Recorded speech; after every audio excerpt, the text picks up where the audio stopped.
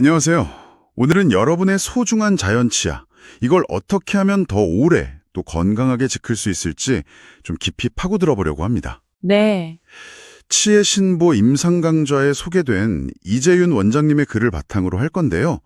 뭐 단순히 충치 떼우고 스케일링하고 이런 걸 넘어서는 거죠. 맞습니다. 좀 더 통합적인 관리 전략, 특히 눈에는 잘 안 보이지만 치아 수명에 정말 큰 영향을 주는 교합력, 그러니까 무는 힘이요. 네, 교합력이 중요하죠. 그리고 이약물기 습관, 또 세균 관리, 이런 부분들에 좀 초점을 맞춰서 이야기 나눠볼게요. 네.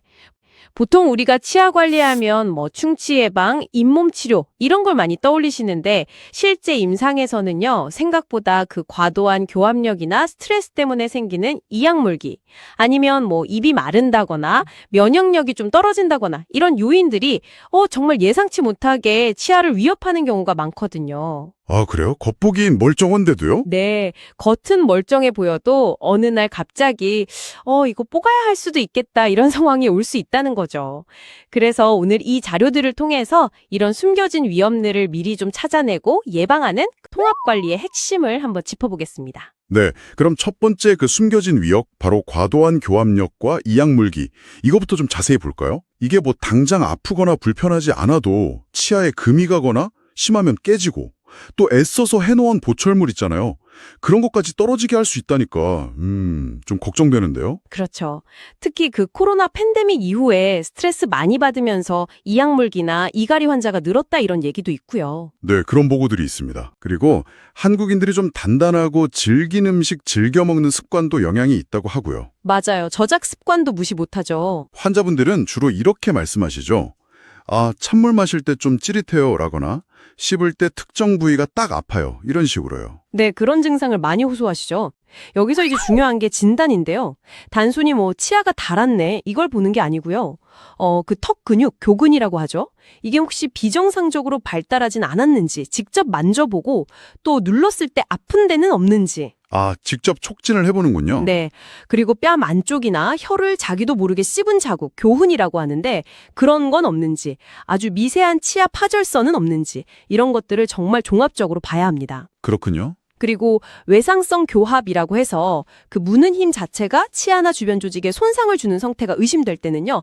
손가락을 치아에 살짝 대고 그 미세한 떨림, 진동을 느껴보는 방법도 도움이 돼요. 오, 그런 방법도 있군요. 네.